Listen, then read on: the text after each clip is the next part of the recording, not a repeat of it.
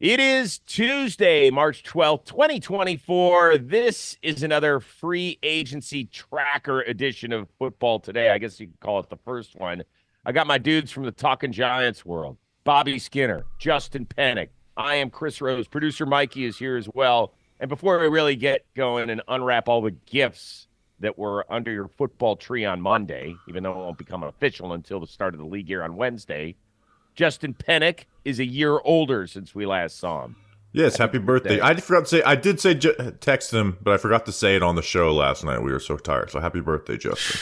Man, well, what a gift. Not only just as a Giants fan, but I mean, I think this is why the NFL proves that it's king again. We're just, this is the legal tampering period where, I feel like a lot of the majority, there are some teams that didn't even make any moves, and there's going to be teams that will continue to make moves as the week kind of goes on. And free agency technically lasts, I guess, all the way until training camp of the regular season anyway. But the NFL proves why it's king. I mean, we try and keep this show somewhat tidy. We're making it a little bit longer since I came on, but Chris, you sent us 10 topics, and I feel like there's 20 topics that we could hit on with guys and storylines and, fits and contracts. There's so much that's happening in the NFL right now. So many good things, good fits, and we're gonna break down as much as we can here. All right. Well, since they tell me it's a quarterback-driven league, why don't we start right there with the biggest move of the tampering period, and that is Kirk Cousins is on his way from Minnesota to Atlanta. 4 years, $180 million, 100 of which is guaranteed. Bobby, is this too big a swing for a guy who's now in his mid-30s, is coming off an Achilles tear, and has just one playoff win on the resume? The injury obviously worries you, but to me, this is the perfect swing for the Atlanta Falcons, right? It didn't make sense for them to try and trade up and draft J.J. McCarthy in this draft. Now they get to just sign someone and they get to keep their draft pick and add talent. And, we talked about the Falcons a lot last year at the beginning of the show, Rose. They were a team that's like, man, you should be exciting, but you are being held back so much by quarterback play. And they get Zach Taylor from the Rams as an offensive coordinator. Zach Robinson. Zach Robinson. I get mixed up with all those like MAC quarterbacks that turn offensive coordinators. Or Midwest quarterbacks. This is just a great fit. And the Falcons, to me, are like right now, to me, they're battling with the Lions for like the fourth best team in the NFC after the Eagles and the Cowboys. I think the Eagles will make a jump back up. Cowboys on paper, but the Cowboys lose in the playoffs every year. Eagles still need to fix their secondary, and then the 49ers are the standard right now. They are a team that I think will win their division, probably win a playoff game, and if Cousins can really play to his best ball, can be a team that does some damage in the playoffs. How rare is it that we're saying that a team has a window on a quarterback that is not on his rookie deal? Because that's what the Falcons are in right now. I think there's a window here where you have Kyle Pitts, where you have Drake London, where you have Bijan Robinson, and then even when you look on the defensive side of the ball, they've made like, hey, Calais Campbell is a win-now type of guy, a guy that over the last couple years of his career, because of how old he is, you sign that guy to a 1 to 2 year deal because you want to win now, right? AJ Terrell, Jesse Bates. Mm-hmm. There's good players, and there's a window where these guys are all on one team, especially on the offensive side of the ball with the skill position players, right? There's a window where all of them are on their rookie contract. And usually it's the opposite, where you talk about, well, we have to surround around the quarterback because the quarterback is in a window. The Falcons are in a window because all of these skill position players, hey, screw F positional value. We're just going to draft these skill position guys and see what happens. So this was a move that the Falcons did have to make. And Kirk Cousins, what he's going to do, he's going to stabilize this offense. He's going to bring accuracy. He's going to bring consistency. And I feel like what Desmond Ridder did last year was just disaster games, disaster moments. We're in games that are close and that are tight in the fourth quarter, and there's just disaster moments that results in really bad losses for the Falcons. Kirk Cousins, you're worried about the injury, you're worried about the upside, right? But what he's going to do is he's going to stabilize that team and what is already a pretty good team on paper. here's how bad Desmond Ridder was a season ago. My dude Bobby Skinner in week 2 was calling for Taylor Heineke to start. That's how bad it was. Like we all knew what Taylor Heineke was. He's more exciting. He's Brett Favre-ish decision maker without the talent. He's a great. gamer. He's great at math. Other than that, I don't know what else he's really, really good at. But Desmond Ridder was the 12-12-12 guy. You know what that means? He had 12 touchdowns. He had 12 interceptions. And he had 12 fumbles last year. Who the hell does that as a starting quarterback in the NFL? Oh, by the way, he was benched twice as well. We knew that they had to go out and get him. And all they had to do was pay money. And they still have a top 10 pick. And it's going to be a coveted top 10 pick because if somehow J.J. McCarthy gets past your Giants at 6, do you know how many people are going to be calling them? They could move back a couple of slots, pick up an extra first rounder, and still get the guy at the top of his position on the board, possibly, to help improve this team. I mean, it is remarkable. And all they had to do was guarantee $100 million. That's fine. Kirk Cousins, as long as he can walk okay, he's going to play every game, and he's going to put up solid numbers. And people say, well, he's not one of the 8 to 10 best court. I don't care. He's good enough to win this division, get a home playoff game, and maybe get this team to the second round, and who knows from there. That is amazing. There's not a better fit, Bobby. And I think he probably is a top 10 quarterback. And even with his age, you put him behind a really good offensive line already. They kept their O-line coach, Dwayne Ledford, who's been really good for them. Now the question is, what is failure for this Kirk Cousins tenure? Like what will we define them as? Because a Super Bowl standard is hard. Like I don't think we're picking them for the Super Bowl in the next 2 years either, though. They've been in 2 Super Bowls in the history of the franchise. They have to. You know what they need to do? They need to rally the town. I lived in Atlanta for 3 years, and I don't think it's changed a lot in terms. I didn't know that. Yeah, I was there. October of 96 through October of 99. So, and people say, well, that's a lifetime ago. It is. I got there right after the Olympics. The point is that it's a really interesting city. It is enormous. People love their sports, but they love other teams. And so the Falcons, there are times you'll take a wide shot of the stadium, and it's like Ghostsville. Like Kirk Cousins is going to fire up this town. Why? Because he'll give Drake London more than 72 catches. Because, damn it, we'll see why Kyle Pitts was a top 5 pick, and they'll make sure they utilize Bijan Robinson, and they've got 3 first-round picks on that offensive line. This is the perfect situation, and I don't have anything else to say about it other than it was great. Yeah, I'm super excited for them. They're the team I wanted to love the Falcons last year, but I'm just like they have to me the worst sustained quarterback play in the NFL, right? And so it's like you want to love them with the talent that they have in the offensive line, but it's just like the quarterback was holding them back so much. And Kirk Cousins went from overrated to underrated. You know, we talked about it. I think he's better than Dak. Right now he's older, coming off the injury, so that plays into it. But if you're asking me who am I picking for a playoff game, Kirk Cousins or Dak Prescott, I'm taking Kirk Cousins, which when you talk about the NFC QB picture, you know, we can talk about, we don't feel like need to do the whole Brock Purdy debate. You know, Jalen Hurts is really good, but, I think Kirk Cousins is right there with him.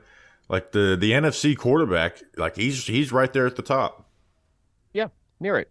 So let's move on to the team that he left behind, Minnesota Vikings, who early on Tuesday made Sam Darnold, at least for now, their starting quarterback, a 1-year, $10 million deal. But, Penik, do they have to find their future at quarterback in the first round of the upcoming draft?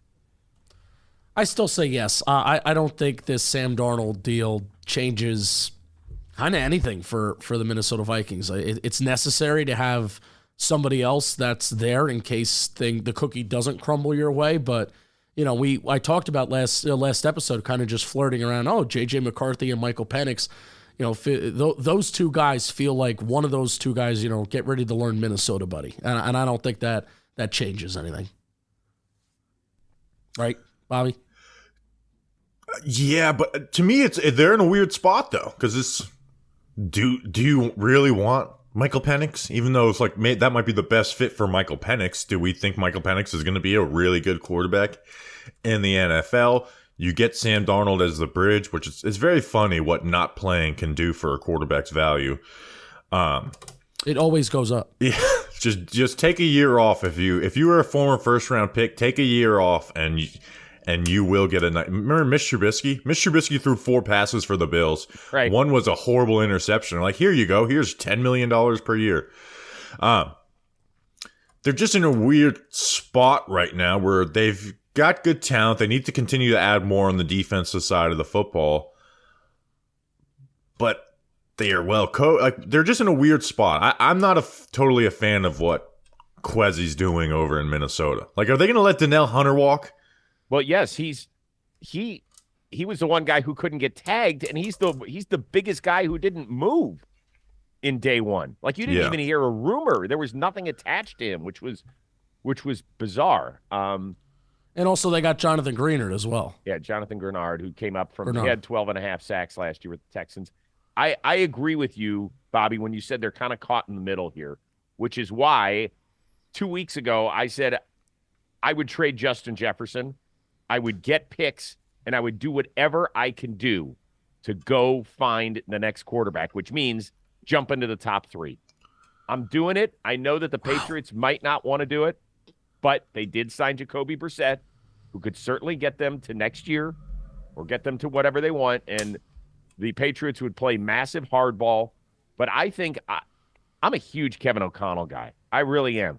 They're not going to win shit with Sam Darnold this year. They're not. And I think it's going to take more.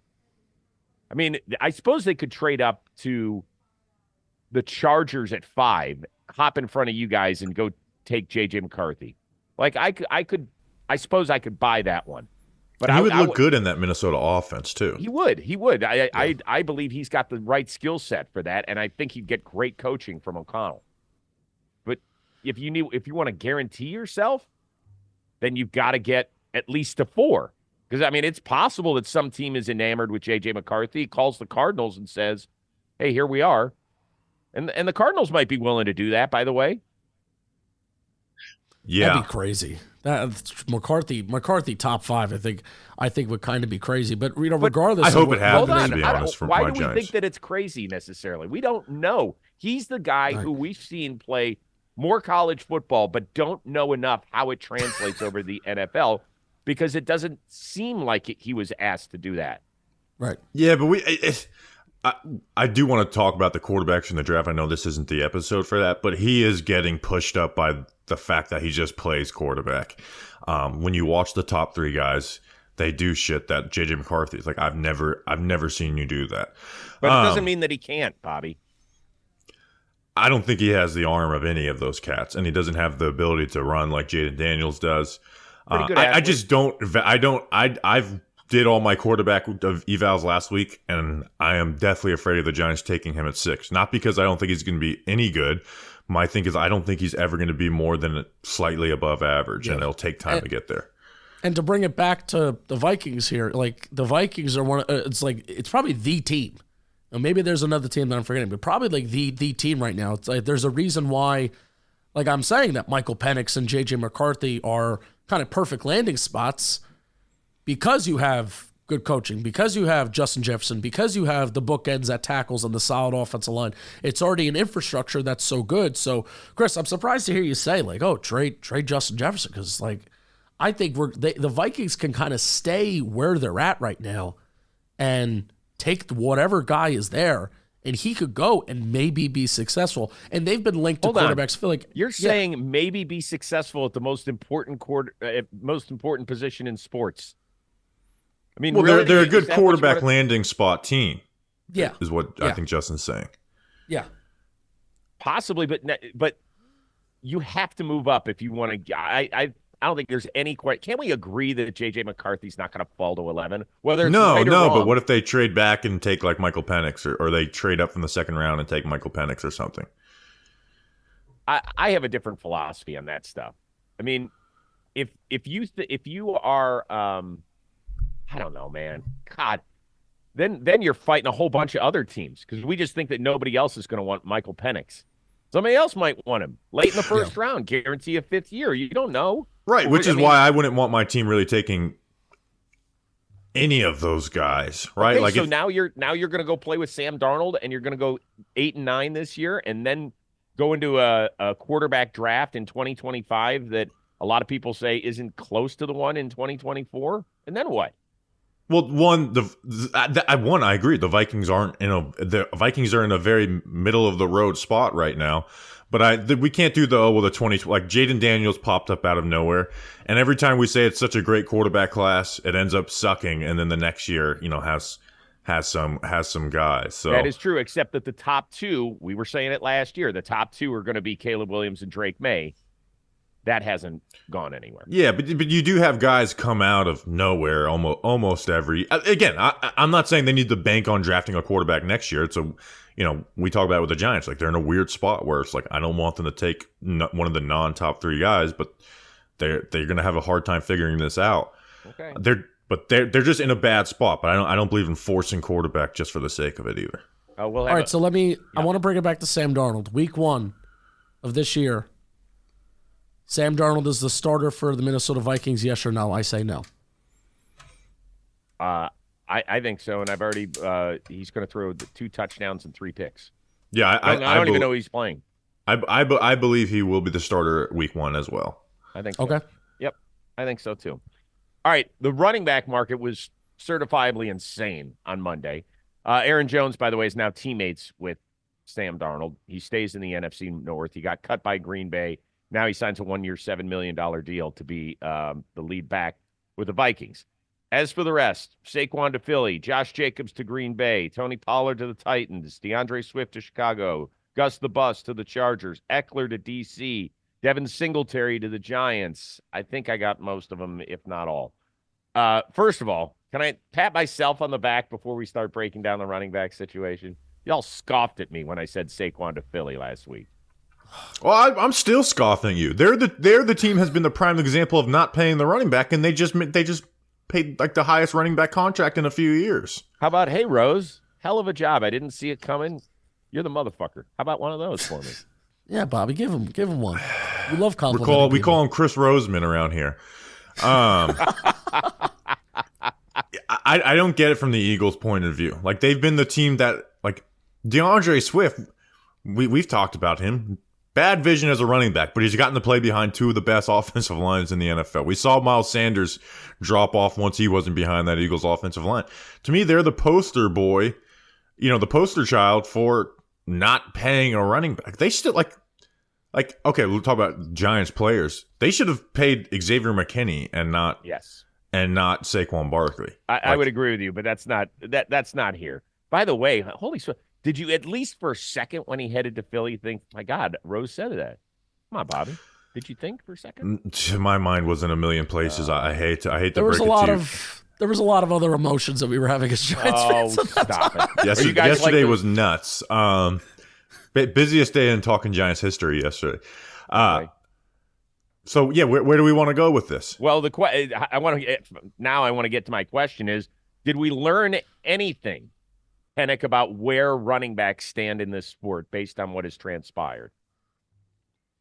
Yeah, I think there's not going to be a lot of guys that are going to reset the market. Like we may not have another guy that ever gets a Christian McCaffrey contract again. Because I think if there was one guy that maybe could have reset the market, it's Saquon Barkley. You're seeing, even take the Brian Burns contract yesterday, for example. Didn't necessarily reset the market, but a guy that doesn't deserve the second highest edge contract in the NFL, AAV-wise, got that contract. Guards got paid so much yesterday. You saw interior defensive lineman Christian Wilkins is getting paid so much more than a guy like Dexter Lawrence is. So, you see a lot of these position guys that, maybe don't necessarily deserve it. They're resetting the market because that's just how the NFL works. So we may not see anybody break that Christian McCaffrey contract, but what I think we did learn is that if you're a good running back, and if the market is kind of demanding it because he had Saquon, Josh Jacobs, DeAndre Swift, Austin, if the market kind of demands it, running backs will get paid. I think that is That is what we learned yesterday. It's not like the NFL is totally against it. All these guys did get signed day one. Yeah, it's not a mutiny that everyone made it. Last offseason was so fucking infuriating the way people talk about running backs. Like they need to have their own contract. Like there wasn't a mutiny. What happened last year is the best 3 guys got franchise tagged by their team, Yes. and then the best available was Miles Sanders. And guess what? That didn't work out for the team that ended up signing him for what was looked at as a bargain deal, $6.5 million per year. If good running backs get to free agency and aren't terribly injured, they will get paid. And I actually disagree. If Bijan stays healthy, I think Bijan is someone who will, set the new standard. I know that's 2-3 years from now, but running backs are valued. They're not the most valued, right? But they are valued. And I guess maybe that I should take that back, because you see just how the cap is increasing every single year. And these what we saw yesterday, Bob, we talked about this on Talking Giants. What we saw yesterday is the contracts that went out to these players very much fully reflected the cap going up. So it's almost like the cap going up doesn't really give the teams any advantage because the players really got paid. Well, I think what it taught us is that look at the number of guys who didn't get a true second deal from their original team that are good football players, right? Saquon couldn't come to an agreement. Josh Jacobs, DeAndre Swift has now moved on a couple of times from the Lions. Those are good players. Pollard. Yeah, but Pollard he's a little different in the sense that he wasn't a super high draft pick. The rest of them were guys that teams used high draft capital on, and you would have figured, they're part of our future.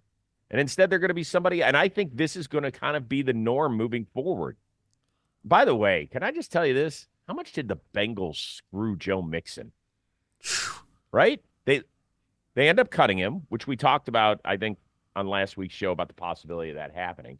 But they cut him after everybody else was signed. And then they go get Zach Moss reportedly for 2 years at $8 million. There's still a couple landing spots. Like, I suppose he could end up in Baltimore. He could end up in Dallas, although that doesn't seem likely. Man, oh man, did they do him dirty or not, Bobby? Well, yeah, they basically made sure they could sign a running back like Zach Moss, and they're like, okay, now we can cut you. So they definitely did him a little dirty. I'll be interested to see if the Jets or somebody kicks the tires on him after the Dalvin Cook not working out last year. But what I am super interested with these running backs in general is, okay, you didn't get paid by the team that drafted you. You got franchise tag. Now work out. Right? Let's look at the end of the Saquon Barkley deal and say, man, this really paid off for us. The Packers with Josh Jacobs, this really paid off for us, because that's what's going to tell the story on running back contracts and stuff. Because for the most part, the guys who the teams didn't bring back and went somewhere else, for the most part, haven't worked out for those teams, right? If we think of Le'Veon Bell, I'm trying to think of other guys off the top of my head, but basically it's been guys that are good and stay healthy. They get a second contract with the team that signed them. Nick Chubb, Derrick Henry, and it works out halfway decently for those guys. But the guys that end up walking usually don't, perform the best. And you really have to look at the contracts, by the way. When I saw that Josh Jacobs went up to Green Bay for 4 years and whatever it was, $48 million, I was like, what? Essentially, it's 4 one-year deals is the way it's breaking down. For the most part. Now that he could still end up earning a ton this first year between his signing bonus and what he could get paid, but we'll see. All right, boys, it's going to be fun. Your Giants made the biggest trade of the day. They ship a pair of picks to Carolina for edgeman Brian Burns, then gets an extension. Is it still that it could end up maxing out at 5 years, 150? Because I see 141. Right? It's 141. I guess it can max out at 150, but I don't know how often, like, whenever it says can max out, that's usually not what they end up getting. So I don't know, but it looks like a 141. That's what I'm looking at it as of right now. All right, so Bobby, the big question is, does this deal make more sense for your Big Blue or for Carolina Blue? Well, I think it definitely makes more sense for the Giants, because what the fuck are the Panthers doing? What is their strategy as a franchise? Just get rid of all of our good players for bad return, right? the DJ Moore, it still drives me nuts. I'm so happy for all my Chicago Bears friends that the Panthers are like, oh, you don't want another first-round pick? You just want DJ Moore, a wide receiver one in the NFL? Okay.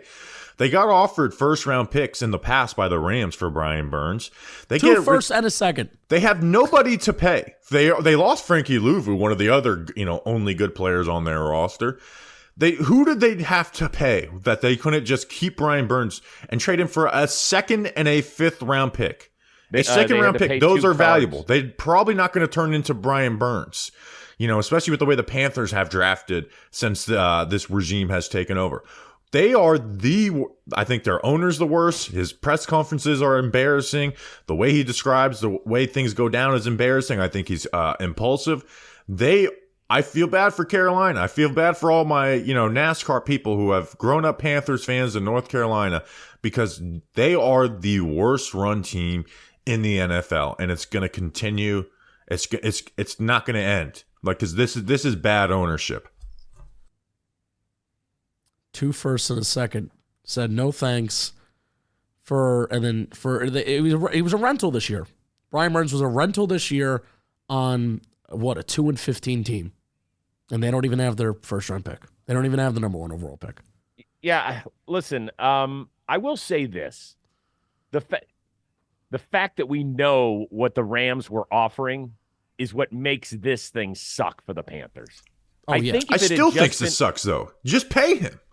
We talked about it last week. Is he the best pass rusher? But pay him. You have nobody else to pay. You need good players to be a good team. Here's the only thing. Bobby, I know you're not a huge baseball fan, but Penik will at least get this. Is that having a really good pass rusher on a horrible team is like having a great closer on a 70-win baseball team. Like, you appreciate them, but you're like, what did this end up doing for us? Could we have turned it into something else? Now, they're going to have to circle back because they also lost Gross Mator as well. He's gone. Not that he was great, but now they got to replace 2 edge guys on top of everything else. I will say this. People are going to look at what they spent on 2 guards in Hunt and Lewis and say they spent $150 million on – they already had 2 starting guards. Well, they're going to shift their line around, and they're doing the old Drew Brees thing where they put 2 excellent guards in front of him and will fortify the middle so that our little dude can see. Like, that's what they're trying to do. I don't know if it's going to work. Pay the guards. I'm fine with it. I think Akem Ekwonu can have a breakout year 3 too. I think he's not as bad as people think. But the point is for them to get good eventually. And Brian Burns isn't 29. He's 25. He's going to be 26 this year. He should be here for the long haul. So and it's the return, a second and a fifth. That is a horrible return for a 25-year-old pass rusher who's getting the contract that he's getting. That's the only rebuttal to your baseball comparison, Chris, where at least, if you trade away a Aroldis Chapman, in his prime where he's getting 30 and 40 saves a year with the Yanks, well, you get the number 1 prospect in Gleyber Torres back, right? Not a second round and a fifth round and then you swap 2 fits, right? That was the official trade. So they've also been horrible at drafting too. Yeah, well, the return makes it so much worse. Yeah, just wait until these 2 the second rounder becomes Nick Chubb and the 5th rounder becomes Puka Nacua, guys. Come visit me in a year. I won't hold my breath. By the way, can I just get a little taste of we don't need to go on for 12 minutes about what this means for the Giants, but now Thibodeau on one side, Burns on another. Like, if you guys end up getting a new quarterback, do we feel decent about where the Giants are? I thought they actually had a pretty interesting 24 hours, Bobby.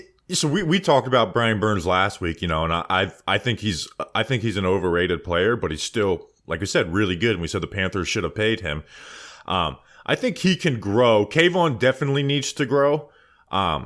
I think both of them actually need to add some similar things to their game of just add a power element, and you can be such a more consistent player. But Brian Burns he's their 3rd best player on the roster, immediately. You can argue 4th if you like Bobby Okereke more, but body of work, Brian Burns has been better than Okereke. So you add at a premier position, and we talked about this on our free agency preview because me and Justin both wanted to keep McKinney. Where like if you're letting McKinney walk, well then you need to get a premium player at a premium position. We were thinking maybe Donnell Hunter, didn't realize Brian Burns was available at the same time. But that's where I'm interested on this is what does Donnell Hunter get? Because he is 4 years older than Brian Burns, but he's also better in my opinion too. Oh yeah. So if they could have not given up a second and fifth and gotten Donnell Hunter for 25 per year, then I probably would have rather. Yeah. It's hard to say, but it's a big swing for the Giants to give up draft capital and make the guy the second highest paid edge in the NFL. There is risk in this, and the Giants need to start having some really good drafts if they want to be good. And that second round pick was, supposed to be a big part of that. And to put some things in perspective, if you remember the trade deadline last year, the Giants traded away Leonard Williams. Now, this was not the Leonard Williams pick per se, but let's just say this for argument's sake. I think the difference was Bobby, 8 to 11 picks or something like that. What's the difference between the Seahawks? 8 picks. So the Giants traded away. Put this in retrospect: Leonard Williams plus a 5th round swap in 2025, and the contracts of Xavier McKinney and Saquon Barkley basically coming off the books for Brian Burns. That's kind of like the full trade if you really want to put it all together for our football audience. And when you put it like that, Barkley playing running back, McKinney playing safety, non-premium positions, plus Leonard Williams, who is getting his now second big contract, and Brian Burns, who's going to be turning 26, getting his first big contract.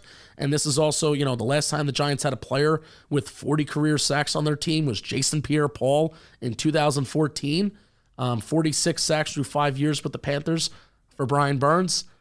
It's a risky decision because you're paying him a lot of money with the draft capital, but certainly the Giants are investing in premium spots, and that's certainly good. Breaking news. But we've got a couple of them. First of all, the Bengals have traded. It says traded Joe Mixon to the Houston Texans. Not released him.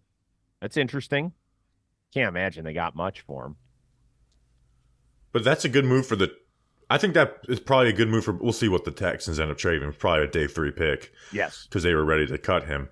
But Mixon's contract there's not a big cap hit on this. So it's essentially they're just replacing Devin Singletary with Joe Mixon. I know that they wanted Saquon Barkley or one of the better backs, but solid move for them, I think. Also, Jameis Winston to the Browns, 1 year, $8.7 million. Let's go! Famous Jameis, eat a dub for us, Chris Rose. Oh yeah, we're gonna eat a few of those. You gotta cross now, you gotta eat a dub. You're not just eating. I don't fingers, have enough, but I'm limited in my finger flexibility. Okay, Charles? Yeah, that's eating a dub. Oh. Clip that. I'm trying to cut down on what I'm eating, so W's. Although that's one thing I would like more of in my sports diet. Very quickly on that, since we're here. I asked the question about Joe Flacco last week, and I felt like part of the reason he might not come back is because the Browns were worried about what happens if Watson can't get it going again after 2 or 3 games. Well, then everybody's like, well, hold on. The offense ran great with that dude last year. He led us to the playoffs. I don't think as many people are going to say that with Jameis. I think a lot of people are like, dude threw 30 interceptions 1 year. We got to get it. It's just great to have Jameis still in the NFL. We need him around. Hey, I'll get to call his preseason games. I cannot wait. Are you kidding me? Oh boy. Preseason Jameis. He's still a gunslinger, by the way. Sean Payton 1 year tried to get him to become conservative, and then he came in relief, for Derek Carr and was like, I think he had like an average depth of target of 45 yards. Obviously being a little dramatic, but was throwing picks going back for 6. Mr. 30-30 Jameis Winston goes to Cleveland. All right. Stefanski actually does make me a little excited to see if he actually is going to play. So, let's move on to the quarterback news that got this whole train rolling, and that was that Russell Wilson had accepted the league minimum essentially to go be the quarterback of the Pittsburgh Steelers.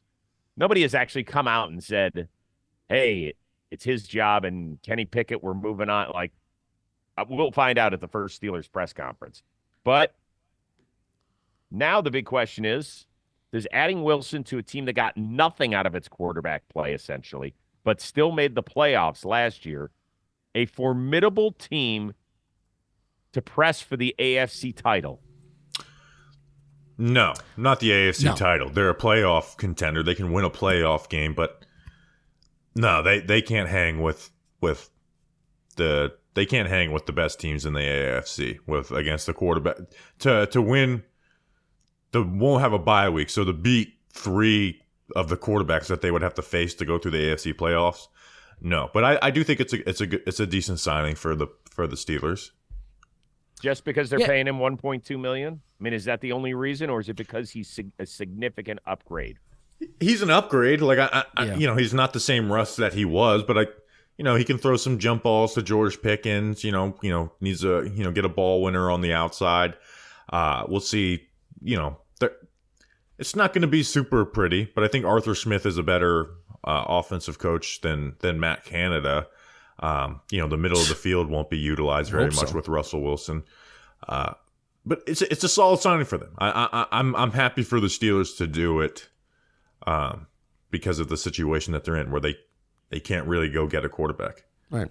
In a similar light to some of my opening thoughts on Kirk Cousins too, where I just said I think he's going to stabilize things and he's going to be accurate, and I think that's what Russell Wilson really showed what he could do last year. He was 3rd in the NFL in CPOE, despite his average depth of target was a little small. So maybe you expect, hey, that completion percentage, and you're expected to complete a lot of those passes if you're kind of checking it down. I believe there was a number at one point in the season, like 40% of his targets were like check downs to running backs and tight ends. So certainly there, for whatever reason, whether it was Russ in his head that he just couldn't push the ball down the field, or whether it was Sean Payton in that offense saying, we don't want you doing anything crazy, it was either check down or it was a deep shot, a 50-50 ball to Cortland Sutton. And I am excited, if Arthur Smith is going to continue to run a lot of play action. We saw the play action efficiency with Ryan Tannehill a couple years ago.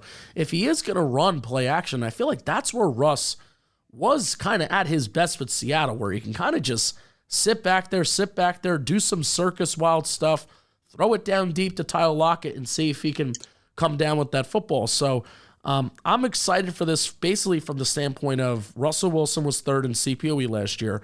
You had Kenny Pickett, who was 24th. And just from the standpoint of Russell Wilson is better at being a quarterback than what the Steelers have had since Ben Roethlisberger, that means it's an upgrade. But also, like in my brain, do I view the Steelers as more than a 7, 8, 9 win team? No, I kind of still think they're stuck in that same territory despite quarterback being an upgrade, which is weird. So I think you have to start with just boiling it down to where he ranks in the division. I mean, we know he's behind Lamar and Joe Burrow. Yeah. And Jameis. In terms of personality. Do you put him behind Deshaun Watson? I don't know. Maybe. But, I mean, at best, he's the 3rd best quarterback.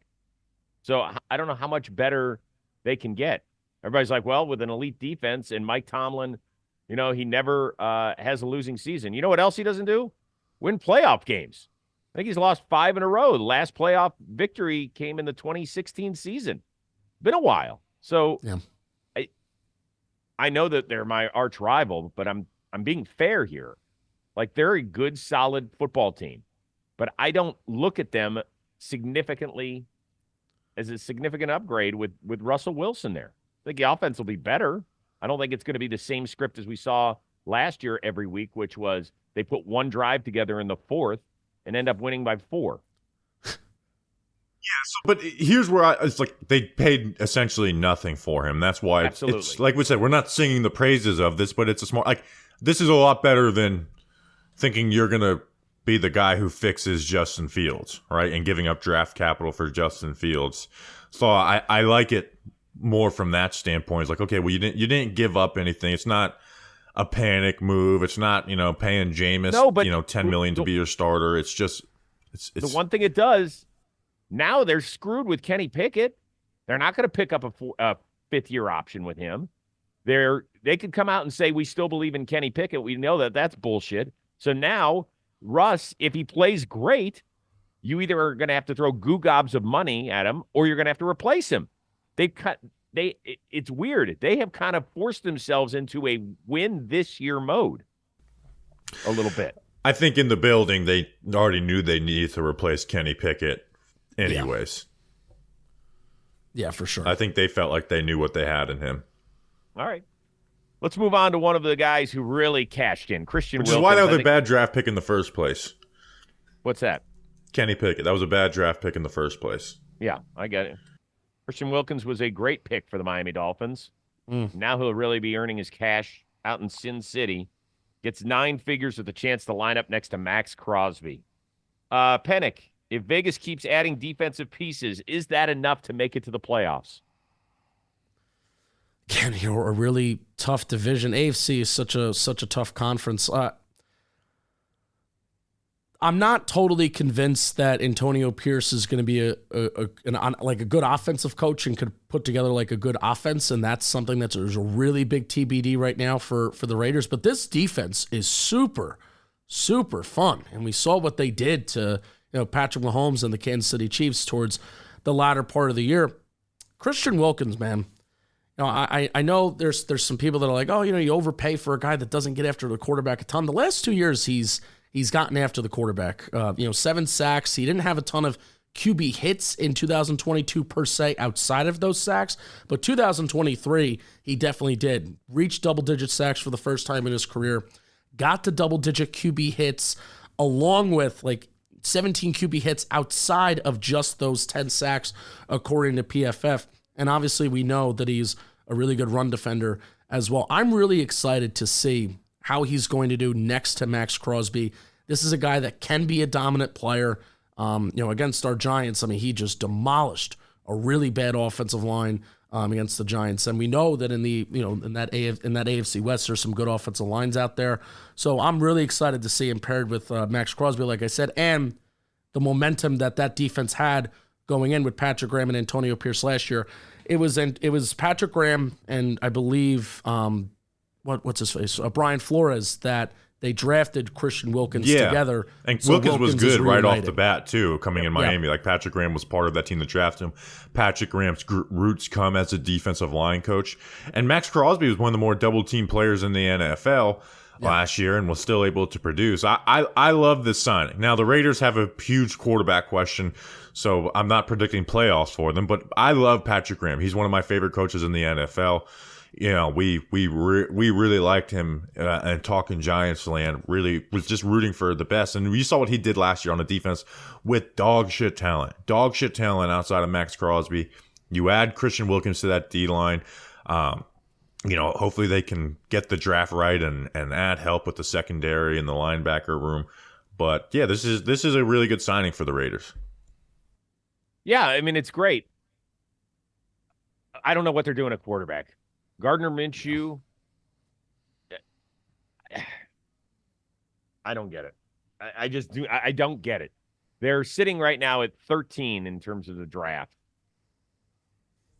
It's hard. It's going to be hard to win games 17-13. It's going to be really hard to win those games. They don't have a quarterback. Guys, not every team can fix you want every team to fix their quarterback situation in 1 year. Only one team's going to get the draft, J.J. McCarthy. I know, but you couldn't have tried to convince Kirk Cousins to come out there. Who better screams Vegas than Kirk Cousins? For God's sakes, he could have had his own show on his off day Tuesday nights. Yeah, we always knew it was going to be Atlanta with Kirk Cousins. I think Kirk Cousins. Kirk Cousins decided who was going to go after him. I think the Raiders are viewing this a little differently than the Falcons and the Raiders don't have that same roster and I think they're viewing this as more of kind of now it's a rebuild. I think they're viewing it as a rebuild, but also getting such a really good interior defensive lineman. It's not a win now move. I think that's it's a good move and it's adding a really good player to a team defensive unit that's kind of up and coming. So do you think they're going to have more wins or less wins than last year? They finished with 7 last year? I think so. I'd go less. I'll say a push. I think they get 7 wins exactly. Okay. I don't know. It just drives me nuts when teams. You have to have at least a quarterback plan. I suppose that's what bringing Gardner Minshew in is, right? Well, what would your plan for them be? Let's say the Vikings trade up to 4, get J.J. McCarthy, and Kirk Cousins doesn't want to go to Las Vegas. He wants to go to the Falcons. See, in that case, then I think I would have traded at the deadline Devontae Adams. I think you could have gotten something at that point for him. Still think they could. I don't know, man. In this deep a draft at wide receiver, wouldn't you just say, "Oh, screw it. I'm not going to pay draft capital and all that money. I'll just take my chances on somebody else." Possibly, but hey, I mean, there's a trade deadline this year too, and I think a team would pay a premium if a team is close and needs that guy. I think a team would still pay the premium. We see teams it's a great draft, but we see teams are always willing to trade top value for wide receivers, and we even see older guys get big contracts when they hit free agency when they don't deserve it. So. Yeah, and how's that working out for the Dolphins, who gave up 5 picks to go get Tyreek Hill? They might be fun and exciting, and you know how many playoff wins they have with him? That many. They have the numbers. They had the number 2 offense in the NFL. Tyreek Hill put almost 2. Great, congratulations. What do you want to do? You want a ribbon? For you want every team to win the Super Bowl every year. No, but I want you to make strides. It's a team game. I want you to make strides, and the Dolphins have made strides. They were dog shit. They have made strides. There's no question. And you know what? Their draft picks keep helping the Kansas City Chiefs win Super Bowls. Yeah, that's true. The Chiefs have Patrick Mahomes. The Dolphins have a quarterback who I don't think any of us believe in, despite the fact that he had number 1 in the NFL in yards per game. Yeah, Chris Rose, you're a tough cookie. Well, what I'm saying is that let's strive for better than 7 wins. Like you guys both said. Well, yeah, you can't do it all in one year, though. I know, but you act like, okay, boy, the Christian Wilkins move is awesome. I love Patrick Graham as a coordinator. He's an awesome. How many wins are going to get? I don't know, maybe 7. Well, they don't have talent. They're starting to add talent. They need to draft well. They got to add. They need to draft well. Talent. They need to get lucky to be able to get a quarterback eventually. It's a rebuild. You don't just scrap. You don't need to pay minimum contracts you even think about the Jags who got to the AFC Championship. They were the team that was like, hey, had cap space, pay good players, and it got them to an AFC Championship with a dog shit quarterback. I think for the Raiders, it's about adding talent, and then hopefully there's an opportunity to go and get quarterback, whether it's next year or the year after, and just continue to build, a good roster and a good culture. And I think hiring Antonio Pierce kind of signals that. Where let's just say if they went out and they got like Harbaugh, right? Raiders, let's make the flashy move. Let's bring the big time head coach to the big time city. Harbaugh's like, all right, well, what are we going to do now? What are we going to do now? What are we going to do to mortgage the future, screw the future? Let's push all the money back in the world. Let's screw all the draft capital in the world, and let's win with Harbaugh, kind of right now. But Antonio Pierce, I feel like signals culture. We're going to build within the trenches. We're going to play a little bit more hard-nosed football. And I think we may, sometimes hard-nosed football, I feel like is sometimes code for this is going to be an excuse for us to not really invest in the quarterback heavily right now, which you're right. But I think we got to let time fizzle out a little bit for this roster to get developed. And then when there's an opportunity to grab that quarterback, which there isn't right now for them, then I think they will. And they've certainly been to the playoffs twice in the last 2 decades. Yeah. Yeah, they're another badly run team. Remain patient, guys. Don't worry. We'll get. Well, they're a badly run team, but Christian Wilkins is a good signing. He is a good player. There's no question. He is a good player. If you are not doing everything in your power to make sure that the quarterback position is right to the best of your ability, you're doing it wrong. Then, but what does Christian Wilkins have to do with that? I think what I would do is I would keep fortifying the offensive side of the football a little bit more. I think I don't know, man. You got to do whatever you can to move up in the draft. That's simple. I'm surprised we signed their tackle, Jermaine. I don't want them moving up in the draft. Jermaine Alamunor, he only signed for $7 million per year. I'm very surprised the Raiders didn't try and bring him back. He's a pretty decent tackle. We thought we weren't going to have the money to pay him, because we did our free agency preview. I'm surprised they didn't bring him back. I think that's a mistake by them. All right, let's move through these at a little quicker pace here. Chris Jones, now the highest paid defensive tackle in the league, 5 for almost 159 with 101 guaranteed. Penik, do you salute the champs for keeping their heart and soul of the defense, or is a little bit buyer beware because he's about to be 30? No, I salute it. It could be a little bad on the back end, but the cap's going to continue to grow, and blah blah blah. This contract 3 years from now will look cheap, and that's the talking point, and that's the consolation that every fan base will have whenever they give out a multi-year deal that's kind of long, right? But Chris Jones, over the last 2 years, this is the first time in his career where he's had back-to-back double-digit sack years and 29 QB hits in 2022 and 2023. An AP, all pro, first team all pro the last 2 years, the first time that he's done that in his career as well. And I think Chris Jones is going to be one of those players that, even if physically he starts to fall off, Bobby, I don't know if there's a player out there, an interior defensive lineman, or even just a pass rusher that uses his hands better than Chris Jones. And I enjoy watching him. I kind of sometimes do go out of my way to watch Kansas City Chiefs, all 22 on defense, because I want to see how Chris Jones uses his hands. They're always active, whether he's lining up as an edge rusher, which I don't think he should, but the Chiefs at one point were putting him out. I like when they do that. Yeah, but there's not a lot of guys that can do that. That's the thing, where usually interior defensive linemen, you put them out there, it's like, oh, they're slower, whatever, and the tackles have that strength, and they have the athleticism advantage. But he just uses his hands so well, where I think that's going to be one of the reasons why he's going to continue his success for, a long time. Maybe not 15 and a half and 10 and a half sacks, but he's going to have really good success for still a long time in the NFL because of that. Yeah, I mean, he's a stud. They need to keep him he's the anchor of that defense. He's a top 3 defensive player in football, and he might not be 3. We've seen him. He's the difference maker on that defense, right? We saw when he came back, he missed the first week of the season due to contract negotiations. You saw him come back. I think they played the Jags week 2 or week 3, and he was the difference maker of winning and losing that game, right? The Chiefs struggled in the regular season. They may have struggled more if they didn't have Chris Jones. He's a beast. Lock him up. At year 4 and year 5 of this contract, could you not love it? Sure, but it would be worth the 3 years where you did really like it. Kansas City, even though it's Patrick Mahomes' team, the reason that they have won Super Bowls lately is because of the defense, and he is the biggest reason why. Last defensive play of the season for the Chiefs, who was the main disruptor in overtime against the Niners? It was Chris Jones. It's that simple.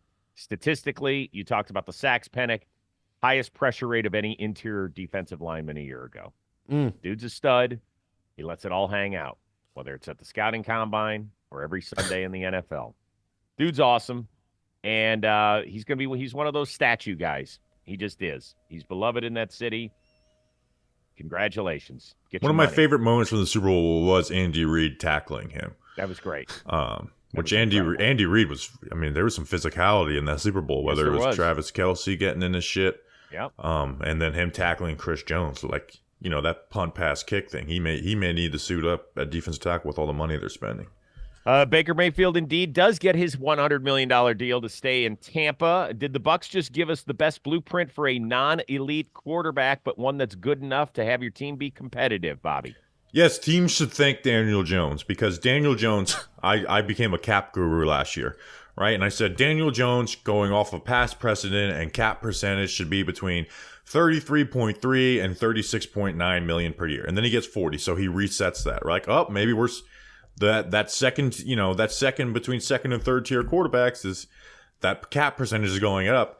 And then Daniel Jones totally flops. So NFL teams can go and say, hey, yeah, he did change the precedent and it screwed them. So we don't need to do that anymore. So when you're in this situation as a team where you want to keep a quarterback, but you don't really believe in him as a long-term plan, the best bet is don't bid against yourself, which is what the Giants did. They bid against themselves. Tampa Bay did not. Said take it or leave it, Baker Mayfield, and he took it. So good deal. They can get out of it after this year if it's a disaster. But it's basically set up as a 2-year contract. I'm a little worried with him when he doesn't have Dave Canales. 2018 to 2022, his efficiency was not very good, despite despite having what we agree is a really good offensive mind, basically since he's been in the league, and Kevin Stefanski. Obviously, you could talk way more about his time in Cleveland, but I think he earned that deal based on what he did last year. He had a really good year last year. He threw receivers open, some really nice, pretty balls by clip that. Really nice, pretty balls by Baker Mayfield last year. So I do think said it again. I started it. I had to finish it. So I do think he earned that deal, but there is questions on what he's going to do when his offensive coordinator that kind of led him to that success is now gone. Yeah, Baker's the ultimate up and down player. And I actually think he's one of the few quarterbacks left who is truly motivated by the cards being stacked against him. Yeah. He can get a little fat and happy when things are going his way. So it's going to be interesting to see if he adjusts as like if he's matured to the point where he doesn't need to be motivated by the haters. Although I think the best thing to happen to him is to have Kirk Cousins come into his division, because now nobody's going to talk about the defending champion Tampa Bay Buccaneers. I think, what have they won? 3 or 4 straight division titles now.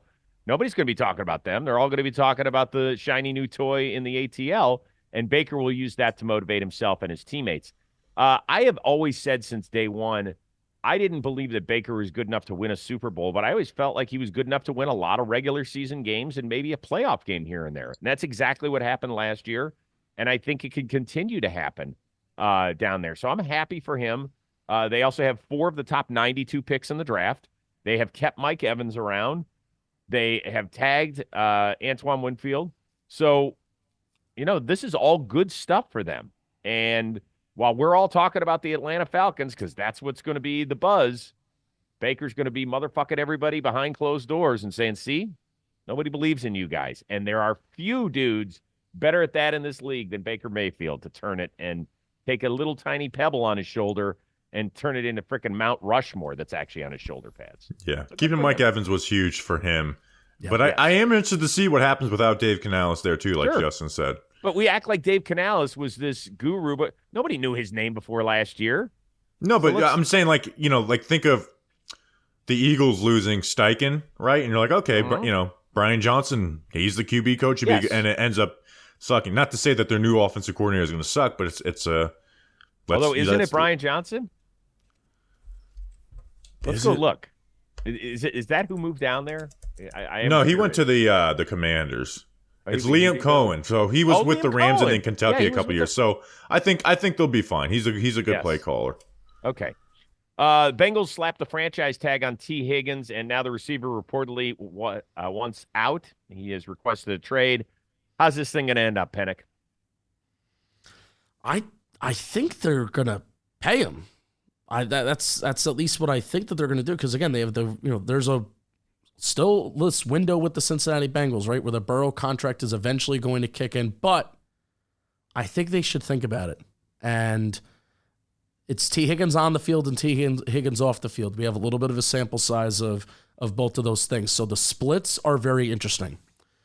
T. Higgins on the field has a plus 0.05 EPA per attempt and a 46% success rate. T. Higgins off the field is 0.12 EPA per attempt and 47.3% success rate. That EPA per attempt is pretty significant. On the field, T. Higgins 40.1% third down conversion rate, 5.1% touchdown rate. When he's off the field, 44.1% third down conversion rate and 7% touchdown rate, and that's from Warren Sharp. I think T. Higgins is a great player. I think he could be a wide receiver 1, blah, blah, blah, all those talking points over the last couple of years, but you're going to pay Jamar Chase. Jamar Chase is your alpha male. Jamar Chase is your wide receiver 1, right? I think I wouldn't pay T. Higgins. I would not pair both of those big contracts together. You see every year how those wide receivers in the draft, there's an influx of wide receivers in the draft, rounds 1, 2, 3. Seeing those splits really make me think twice of whether I would want to pay him long term. Yeah, it was reported before the season that the Bengals didn't really have him lined up in their future plans. It's like trying to get him a long term deal. I agree with Justin. I would shop him around and see what I could get. Can I get into the top 15 of the draft and add best player available? Like, what do you think they can get for T. Higgins? Because you look at, like, the A.J. Brown trades, the Stephon Diggs trades. Wide receivers have been traded for first-round picks, and it's worked out for both sides a few times as well, too. Like, what would the compensation be for T. Higgins on a tag and trade, and then the other team signs him? Well, that's the other thing, is that now you're going to be paying goo gobs of money for a dude, and we have talked incessantly about the depth of this wide receiver class. Let me just throw this at you. You said top 15 of the draft.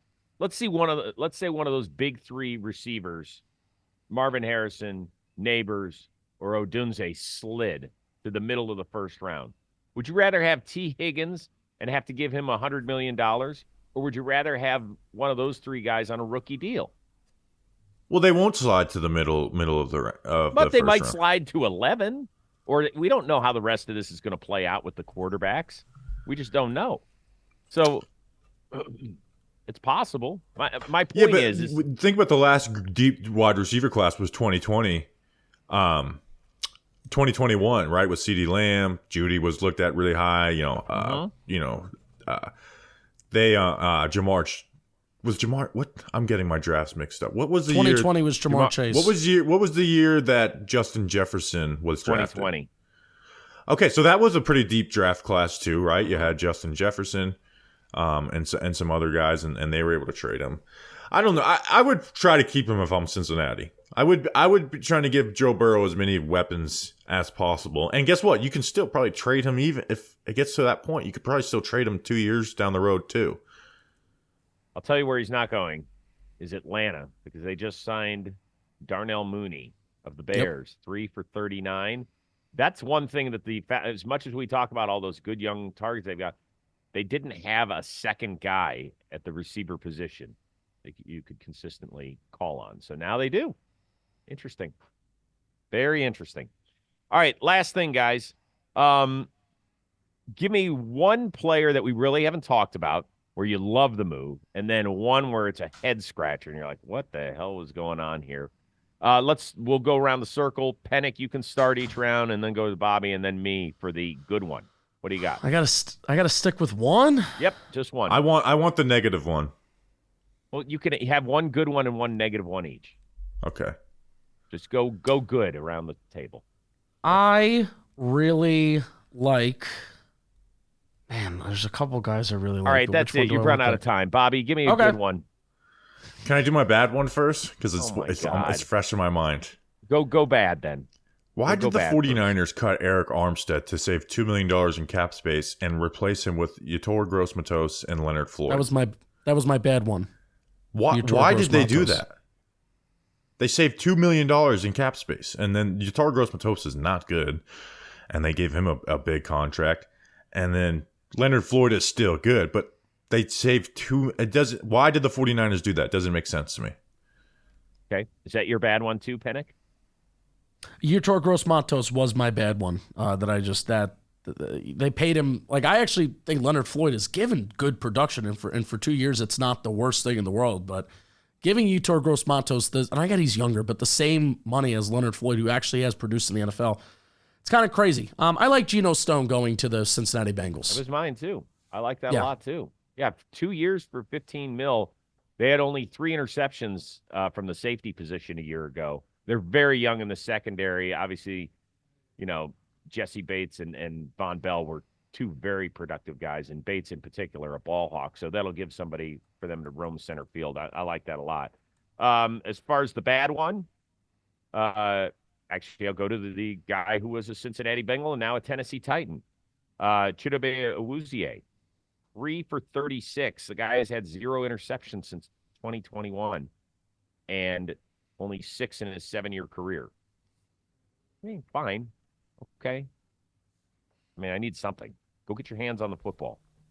I have a question. Was Patrick Queen to the Seahawks fake? Yes. That was a fake Schefter. Damn it. That got me. I've been under the assumption that Patrick Queen went to the Seahawks. That was a fake Schefter. Son of a gun, because I saw people tweeting about it. I guess ESPN fell for it. That's why I fell for it. Oh, yeah. Well, it's hard. Sometimes you get so excited you see these things, and his full name is in there, or like instead of it being like Adam Schefter, it'll be Atom Schefter, like ATAM or something. Yeah. I would say Jordan Brooks to Miami. I'm surprised the Seahawks didn't want to keep him with Mike McDonald, and maybe they will end up getting Patrick Queen. But we also saw Patrick Queen not be good as the number one linebacker and then pop off once Roquan Smith showed up in Baltimore. They pair him with David Long Jr. I think that's a nice linebacker duo. They haven't really invested in linebacker, the last 5 years. And they lose Chris Wilkins, they lose Van Ginkel. Like they're gonna need someone to stabilize that defense, and I think Jordan Brooks is a low key really good signing for them. And they have a couple of guys on the edge coming off of pretty severe injuries too, so they need help on that side of the football. No question. All right, God Almighty, this hour flew by, huh? Fun stuff. What? Later in the week, we're gonna have more, and then it's gonna become from funny money to real money on Wednesday. There's probably going to be a few other big names that'll be cut because all these teams, they don't have to have it all fit under their cap right now. But by Wednesday, you better have your accounting in order. So it'll be good. And let me be the first to wish you a happy new league year almost, guys. Do you go Happy to Times, new league year. do you go to Times Square tonight to celebrate? To watch the I'll football watch the drop? ball drop. Yeah, I'll watch it. Okay, good. What'd you say about the balls earlier, Justin? Yeah, I don't want to talk about He it. threw what was he? Had some pretty Well, balls, I think. Baker Mayfield has some pretty nice, pretty balls last year. Hey, so. on a scale of 0 to riding the D, that's not that's nowhere close. All right, guys, this was fun. Producer Mikey, thank you very much in advance for putting this thing all together. Continue to download all of the Talking Giants content with my good friends Justin Penik and the newly mustached Bobby Skinner. I am Chris Rose. We will see you later this week for Football Today.